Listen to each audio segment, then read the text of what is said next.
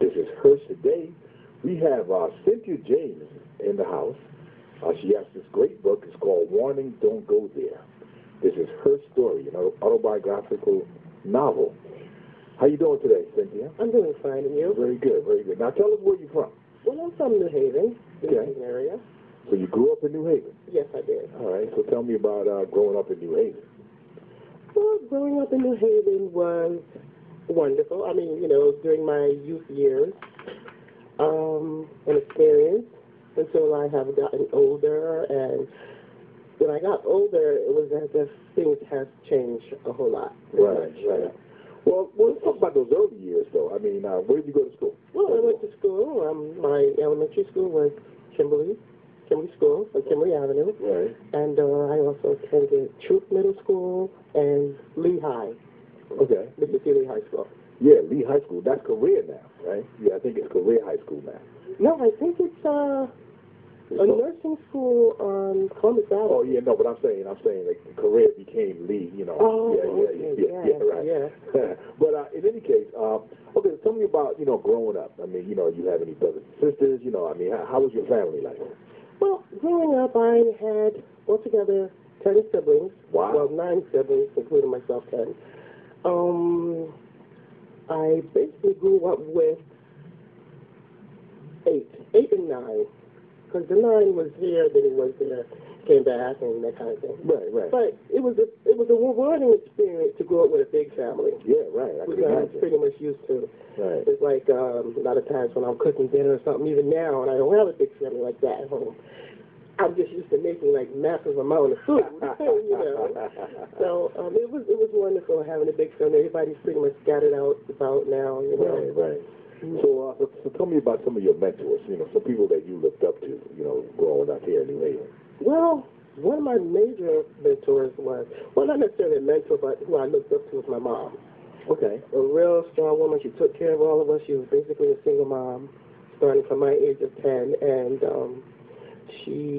it was amazing how she just took care of 8 children by herself.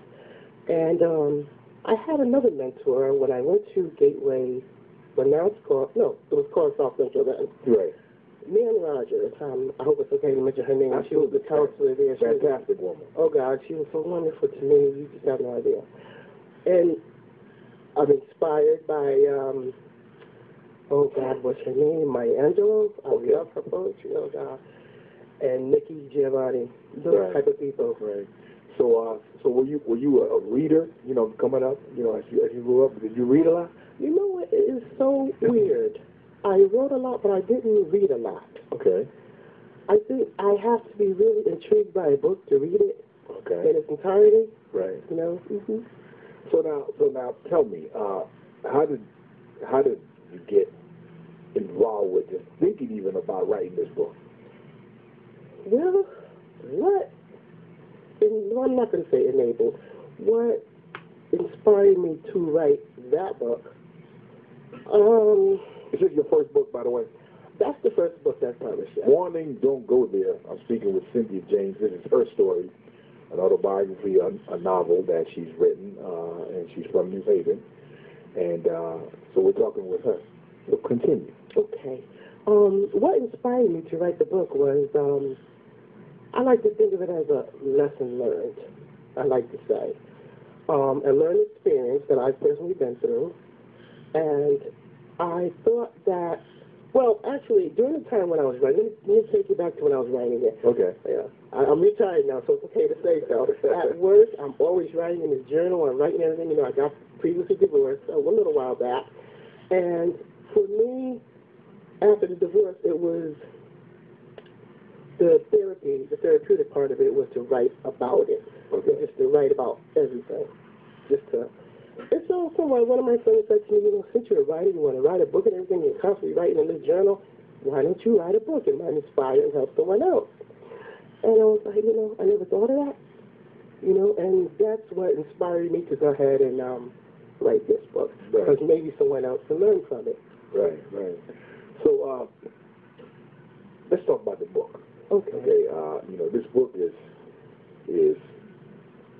it talks about, a situation that a lot of people don't experience. Uh-huh. And I want to explain that a little bit. Okay, the situation, the reason I wrote the book from the situation in which I personally experienced,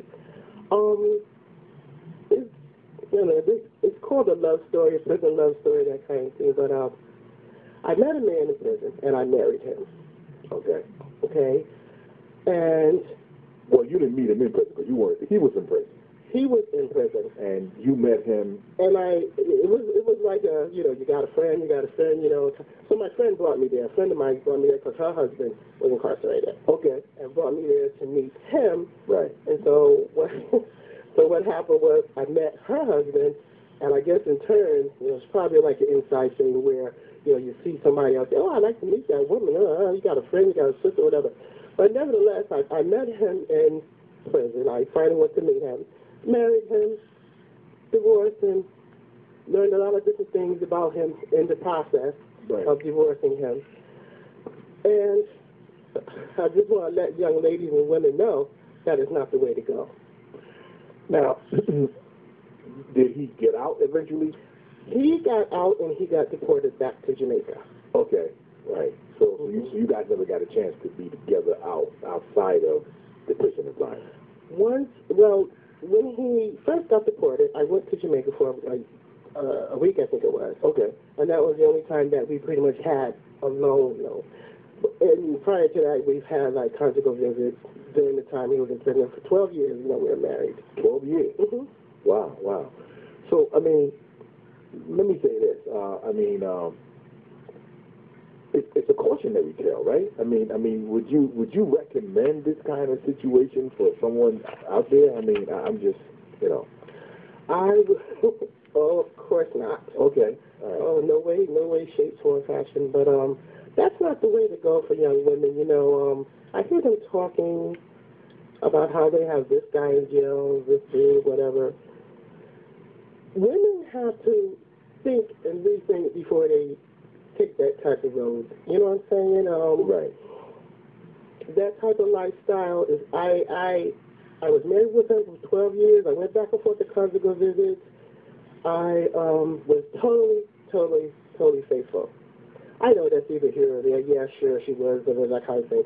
Trust me, I was faithful. A lot of people out there that might hear this, know this situation, know the story, they'll say, yes, she was totally faithful to this guy. Right. But, and it's like all my 40 years, part of my 30s or my 40s, and, of course, now I'm in my 50s.